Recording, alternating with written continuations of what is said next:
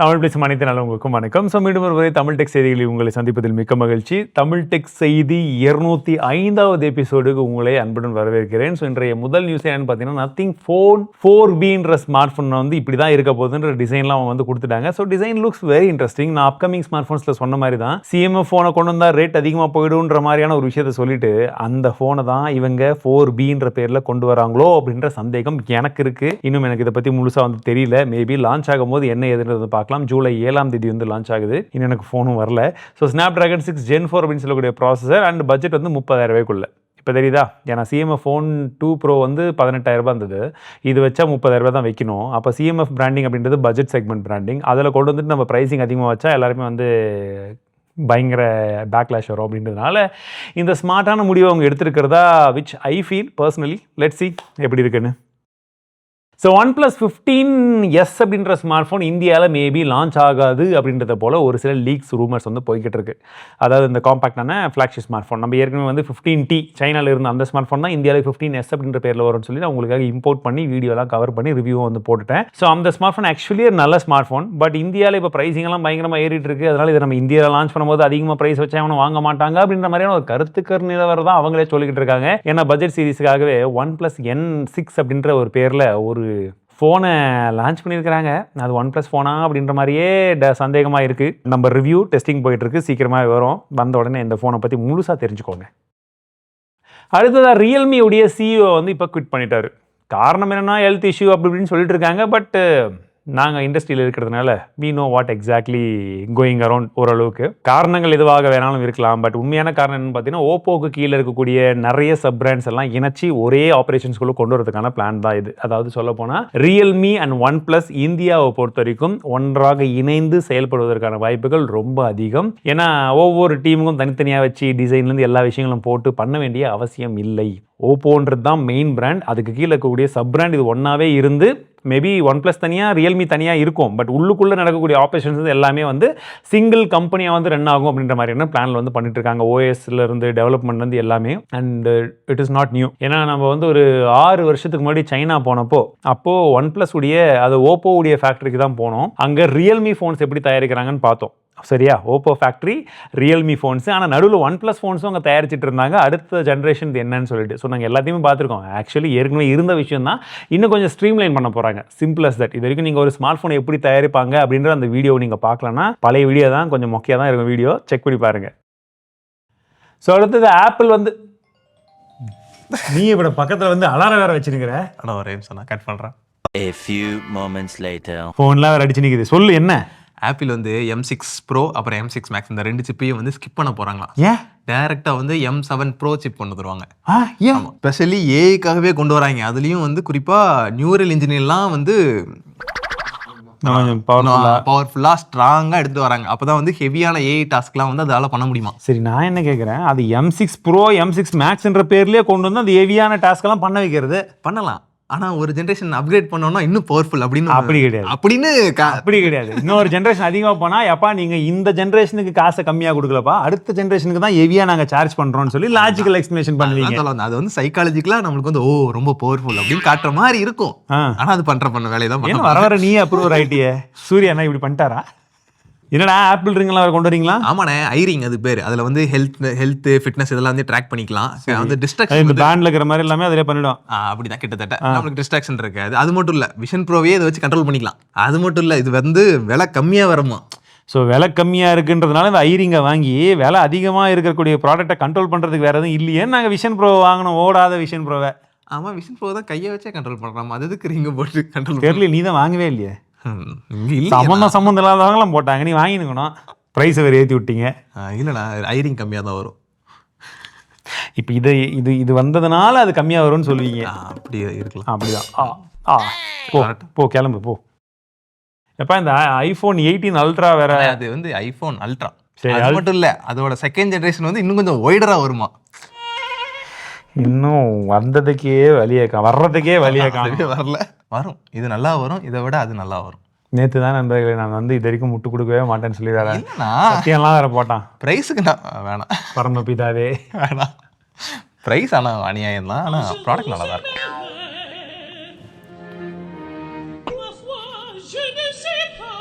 ஓகேவா? ஸோ இந்த பேண்டை பற்றின வீடியோஸ் நிறைய பேர் கேட்டுட்டு இருந்தீங்க. ஆக்சுவலி இது இல்லை, நான் ஹூப் பேண்ட் வச்சுருந்தேன், அதை பற்றி கேட்டுட்டு இருந்தீங்க. பட் இது கூகுள் ஃபிட்ல இருந்து இன்னும் கொஞ்சம் கம்மி பட்ஜெட்டில் வந்திருக்கு. இதை பற்றின வீடியோ மோஸ்ட்லி இந்த வீடியோ நீங்கள் பார்க்கக்கூடிய சமயத்தில் எடிட்டிங் ஃபினிஷ் ஆகிடும். இந்த கம்மிங் வீக்கில் வந்துடும். ஸோ அதெல்லாம் மிஸ் பண்ணக்கூடாதுன்னா சப்ஸ்கிரைப் பண்ணி வச்சுக்கோங்க. ஓகேங்களா? ஸோ அடுத்ததாக ஃபயர்போல்ட்லேருந்து ஒரு ஸ்மார்ட் ஃபோன். இது எக்ஸைட்மெண்ட்லாம் பெருசாக கிடையாது. ஒரு இந்தியன் பிராண்டுன்ற பேரில் அவங்க மோஸ்ட்லி வந்து சைனாலேருந்து ஒயிட் லேபிள் பண்ணிட்டு இருந்தால் இங்கே வந்து ப்ராடக்ட்ஸ் வந்து வித்துட்டு இருந்தாங்க. அதுலேயுமே சர்வீஸ்லாம் சரியாக பண்ணல. ரீசெண்ட் டைம்ஸில் நம்மளே கூட ஒரு ஸ்மார்ட் வாட்ச்சு, ஒரு கிளாஸ், இதை பற்றிலாம் கூட வீடியோ பண்ணியிருப்போம். மொபைல் எடுத்துகிட்டு வரும்போது உருப்படி எடுத்துகிட்டு வந்தால் சரி. ஏன்னா ஒரு ப்ராடக்ட் நல்லா இல்லாததுனால நம்ம மொத்தமாக கம்பெனியை குறை சொல்ல முடியாது. ஸோ எதெல்லாம் வந்து தவறுகள் இருந்ததோ அதெல்லாம் திருத்திக்கிட்டு கரெக்டான சர்வீஸ் எல்லாம் கொடுத்தாங்கன்னா இட் வுட் பி பெட்டர். ஏன்னா யூனிசாக் ப்ராசஸரோட 20,000 பட்ஜெட்குள்ளே உங்கள் ஸ்மார்ட் ஃபோன் லான்ச் பண்ண போகிறதா லீக்ஸ் இருக்குது. முதல் முறையாக 26 ஆண்டுகளில் எஸ்கே ஐனிக்ஸ் வந்து பார்த்தீங்கன்னா சாம்சங்கை வந்து பீட் பண்ணியிருக்காங்களாம். அதையும் குறிப்பாக வந்து பார்த்தீங்கன்னா HBM அப்படின்னு சொல்லக்கூடிய ஹை பேண்ட்வித் மெமரி சிப்ஸை வந்து தயாரிக்கக்கூடிய அந்த கம்பெனியில் வந்து பார்த்தீங்கன்னா most of the market share வந்து எஸ்கே ஐனிக்ஸ் கிட்ட தான் இருக்குது. இதான் மைக்ரான் 21%, சாம்சங் வந்து 17% வந்து இருக்கிறாங்க. ஸோ இவங்க வந்து பார்த்தீங்கன்னா ஓவராலாகவே வந்து சாம்சங்கை பீட்டே பண்ண முடியாதுன்ற அளவுக்கு வந்து இருந்துட்டு இருந்தாங்க. பட் இப்போது மெமரி சிப்பை மேனுஃபேக்சர் பண்ணுறதுல நாங்கள் தான் கிங் அப்படின்ற இடத்துல டாப்பில் வந்து வந்திருக்காங்க. கிரெட்டுடைய சிஇஓ குணால் ஷா வந்து பார்த்தீங்கன்னா இப்போது வாட்ஸ்அப் உடைய சிஇஓ வந்து பதவி ஏற்றிருக்கிறாரு. ஸோ என்னென்ன விஷயங்கள் பண்ண போகிறாரு அப்படின்னு தெரியல. Looking forward to it. So Kunal ஷாவை பற்றி தெரிஞ்சவங்களுக்கு தெரியும் ஏன் இந்த அளவுக்கான விஷயங்கள் இருக்குன்னு சொல்லி. அவர் ஃப்ரீ சார்ஜின் ஃபஸ்ட் ஒரு வெப்சைட் வச்சிருந்தாரு. அதுக்கப்புறம் வந்து கிரெட்லி வந்து பார்த்தீங்கன்னா பயங்கரமான விஷயங்கள்லாம் வந்து பண்ணிட்டு இருந்தாங்க. மார்க்கெட்டிங் வைஸாகவும் சரி அண்ட் ஒரு சில சோஷியல் அண்ட் அந்த ஸ்டார்ட் அப் எக்கோசிஸ்டமுடைய அண்டர்ஸ்டாண்டிங் அவர் கொஞ்சம் நல்லாவே வந்துருக்கும். ஸோ எப்படி எடுத்துகிட்டு போகிறாருன்னு வந்து பார்க்கலாம். அண்டு GTA 6 பீரியர்கள் யாராச்சும் இருந்தீங்கன்னா ப்ரீ ஆர்டர் வந்து இப்போ ஆல்ரெடி ரெக்கார்டா நீங்கள் பண்ணிட்டீங்களா? ரெக்கார்டுன்னு சொல்லிட்டு இருந்தாங்க. நாங்கள் கேம் விளையாடுறதில்ல, அதனால் சாரி. கேம்ஸ் பீரியர்கள் யாராச்சும் இருந்தால் எனக்கு அது சம்மந்தம் இல்லை. ஸோ இது வந்து பார்த்தீங்கன்னா நவம்பர் 19, 2026 அஃபிஷியலி லான்ச் ஆக போகிறதா வந்து சொல்லிட்டு இருக்காங்க. அண்ட் டாடா எலக்ட்ரானிக்ஸ் உடைய சைபர் செக்யூரிட்டி பிரீச் வந்து இப்போ நடந்திருக்கு. அது அவங்களுமே கன்ஃபார்ம் பண்ணியிருக்காங்க. ஆப்பிளுடைய நிறைய சீக்ரெட்டான டேட்டா எல்லாமே இப்போ வந்து பார்த்தீங்கன்னா டார்க் வெப்பில் அவைலபிளாக இருக்குது. கிட்டத்தட்ட 2 lakh + ஃபைல்ஸ் அவங்களுடைய டிசைன்லேருந்து காம்பனன்ட் டீடைல்ஸ் ஸ்பெக்ஸ்லேருந்து இந்த மாதிரி நிறைய விஷயங்கள் வந்து ஆன்லைனில் லீக் ஆகிட்டு இருக்கதா சொல்கிறாங்க. Which is not a good sign for India actually. So எத்தனை பேர் கேம் ஆஃப் த்ரோன்ஸ் பார்த்துருக்கீங்கன்றதை சொல்லுங்கள். ஏன்னா அதோடைய ப்ரீக்குவலான ஹவுஸ் ஆஃப் டிராகன்ஸ்க்காக அந்த ப்ரொமோஷன்ஸ்க்கு என்ன பண்ணியிருக்காங்கன்னு பார்த்தீங்கன்னா ஒரு ஜெர்மன் கம்பெனி அந்த டிராகன் மாதிரியே ஒன்று வந்து உருவாக்கி அதை வந்து லண்டன் மேலே வந்து பறக்க விட்டுருக்காங்களாம். ஆனால் பார்க்கும்போது எப்படி இருக்கும், டிராகன் நம்ம ஊர் மேலே பறக்குதுன்னும் போது, அதுவும் அந்த சீரீஸில் பார்த்த டிராகனே பறக்குதுன்னா அந்த ப்ரொமோஷன் அது இன்னும் வைரல் ஆகிறது. இந்த மாதிரி விஷயங்கள்லாம் இன்னும் அந்த சீரீஸ் வந்து பயங்கரமாக பாப்புலர் ஆகும்னு நினைக்கிறேன். நான் இன்னும் பார்க்கல, எனக்கு தெரியல. பார்க்கணுமா இல்லை நீங்கள் பார்த்த பெஸ்ட்டு படமோ சீரீஸ் ஏதாச்சும் இப்போ ரீசெண்டாக நல்லா இருந்தால் கமெண்ட்ஸில் சொல்லுங்கள். நண்பர்களும் இப்போ இந்த வீக்கெண்ட்ஸ் என்ஜாய் பண்ணும்போது பார்த்து தெரிஞ்சுக்கிட்டோம். அண்ட் மிக முக்கியமான செய்தின்னு பார்த்தீங்கன்னா மைக்ரோசாஃப்டுடைய அந்த மயோரா அப்படின்னு சொல்லக்கூடிய குவாண்டம் கம்ப்யூட்டரை பற்றி நம்ம லாஸ்ட் இயர் வீடியோ வந்து போட்டிருந்தோம். டெடிகேட்டாக வந்து ஒரு ஷார்ட்ஸே வந்து போட்டிருந்தோம். அதில் அவங்க கிளைம் பண்ணுறது என்னன்னு பார்த்தீங்கன்னா மயோரோனியா பார்ட்டிக்கல் அப்படின்னு சொல்லக்கூடிய ஒரு புது பார்ட்டிக்கலே நாங்கள் வந்து இந்த குவாண்டம் கம்ப்யூட்டருக்காக யூஸ் பண்ணியிருக்கோம். கியூபிட்ஸ் வந்து இன்னும் பெட்டராக இருக்கும் அப்படின்னு நிறைய விஷயம் சொல்லியிருந்தாங்க. பட் அதுக்கு சயின்டிஸ்ட் வந்து இப்போ என்ன கேள்வி எடுத்துருக்காங்கன்னா அந்த ரிசர்ச் எல்லாம் இன்னும் பார்த்துட்டு எப்போ நீங்கள் ஒரு பார்ட்டிக்கல் சொல்கிறீங்க, அந்த பார்ட்டிக்கலை பற்றி எந்த ஒரு விஷயத்தையும் நீங்கள் வந்து கன்க்ளூசிவாக வந்து காமிக்கல, அது இருக்குதா என்ன ஏதுன்ற மாதிரி கேள்விகள் பண்ணுறதுக்கு எஸ் அது இருக்குன்றதை நாங்கள் நம்புகிறோம், அதுதான் அது நல்லா ஒர்க் ஆகும் அப்படின்றது போல சொல்கிறாங்க. இது எப்படி சொல்லணும்னா நைட்டில் போய் நம்ம ஒரு ஃபோட்டோ எடுத்துட்டு எங்கள் பாரு நான் ஜுராசிக் அதை டைனோசரை வந்து ஃபோட்டோ எடுத்திருக்கேன் அப்படின்னு சொல்லும்போது அது டைனோசர் மாதிரியே தெரிலப்பா, கன்க்ளூசிவாக எவிடன்ஸ் கொடுனா இல்லை அது டைனோசர் தான் உனக்கு தெரியாது அப்படின்ற மாதிரி சும்மா வாயிலேயே சொல்கிற மாதிரி சொல்லிட்டு இருக்காங்களாம். ஸோ இது எந்த அளவுக்கு மைக்ரோசாஃப்ட்டுக்கு நல்ல வேலை பண்ண போகுதுன்னு தெரியல. பட் நான்லாம் ரொம்ப எக்ஸைட்டடாக இருந்தேன். பட் இது கடைசியில் பார்த்தீங்கன்னா இந்த மாதிரி ஆகிப்போச்சு. அண்ட் இந்த வாரம் அடிங்கப்பா நியூஸ் என்னை பொறுத்த வரைக்கும் இதுதான். IBM வந்து பார்த்தீங்கன்னா இப்போ sub-1 nanometerக்கான அந்த சிப்பு வந்து ரெடி பண்ணுற அளவுக்கு கேப்பபிலிட்டிஸ் வந்து வந்திருக்கதா சொல்கிறாங்க. அதுவும் எவ்வளோன்னு பார்த்தீங்கன்னா 0.7 mm chip. S it's coming soon அப்படின்றத போல சொல்லிட்டு இருக்காங்க. விச் இஸ் 70% எஃபிஷியன்ட், 50% பவர்ஃபுல்லாகவும் இருக்குமா. அண்ட் இது வரைக்கும் நம்ம லாஸ்ட்டாக வந்து இந்த சிப்ஸ் எல்லாம் எப்படி இருந்ததுன்னு பார்த்தீங்கன்னா ஃபர்ஸ்ட் ஃபின்ஃபெட் அப்படின்ற அந்த டெக்னாலஜியில் வந்து இருந்தது. இப்போ வந்து நானோ ஷீட் அப்படின்ற அந்த டெக்னாலஜி வந்து யூஸ் பண்ணிட்டு இருக்காங்க. அண்ட் இப்போ நானோ ஸ்டாக் அப்படின்ற அந்த இடத்துக்கு வந்து போகிறாங்க. இதில் வந்து பார்த்தீங்கன்னா மல்டிபிள் நானோ ஷீட் சேனல்ஸை வந்து பார்த்தீங்கன்னா லேயராக வந்து வச்சிருக்கும். அது வந்து ஸ்டாக் பண்ணுறது. இது வந்து பார்த்தீங்கன்னா நார்மலாக X and Yல மட்டும் தான் அவங்க அடிக்கிட்டு போவாங்க. பட் இந்த வாட்டி வந்து பார்த்தீங்கன்னா மூஸ்லாவுடைய எண்டுக்கு வந்து வந்துட்டோம்பா, இதுக்கு மேலே பக்கத்தில் அடுக்கிறதுக்கு இடம்ன்ற மாதிரி இவங்க அடுத்த இதுக்காக போயிட்டு Z அப்படின்ற இன்னொரு ஆக்சஸ் வந்து கொண்டு வந்துட்டாங்க. ஸோ ஒரு 3D ஃபார்மேட்டில் கொண்டு வரதுக்கு இந்த ஒரு ஆர்கிடெக்சர் கண்டிப்பாக வந்து யூஸ்ஃபுல்லாக இருக்குன்றது போல சொல்கிறாங்க. பட் இதுக்கு ரொம்ப high level of lithography technology வந்து தேவை. இதுக்கு ASML கிட்ட இருந்து அந்த மிஷின்ஸ் எல்லாம் வந்து வாங்கியிருக்கோம். ப்ளஸ் அந்த பாண்டிங்கும் இன்னும் நாங்கள் வேற ஒரு சில கம்பெனிஸ் கிட்டலாம் ஒர்க் பண்ணிட்டு இருக்கோம்னு சொல்கிறாங்க. 2031க்குள்ளாக இந்த பர்டிகுலர் 0.7 nm சிப் எல்லாமே வந்து ப்ராக்டிக்கலாக வந்து பப்ளிக் ரோலோட்டே வரதுக்கான வாய்ப்புகள் இருக்குன்னு சொல்லிட்டு இருக்காங்க. ஸோ இது இவங்களுடைய ஒன் ஆஃப் த ப்ராசஸ். இதே போல இன்டெலும் வந்து ஒர்க் பண்ணிட்டு இருக்காங்க, TSMC வந்து ஒர்க் பண்ணிட்டு இருக்காங்க. பார்க்கலாம் யார்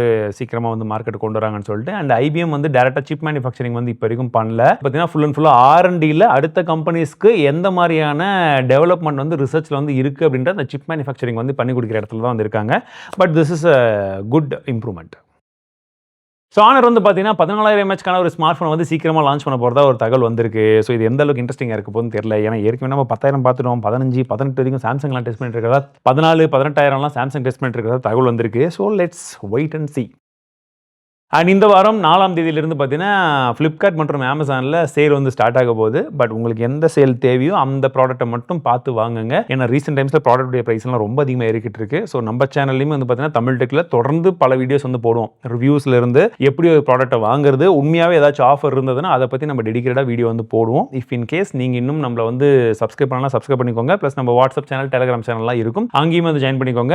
ஏதாச்சும் முக்கியமான ஒரு டீல்ஸ் மட்டும், உருப்படியான டீல்ஸ் வந்ததுன்னா நாங்கள் அங்கே ஷேர் பண்ணுறோம். சும்மா போட்டு ஸ்பேம் பண்ண மாட்டோம். ஸோ மீண்டும் அடுத்த சந்திக்கிறேன். வாழ்க தமிழ்.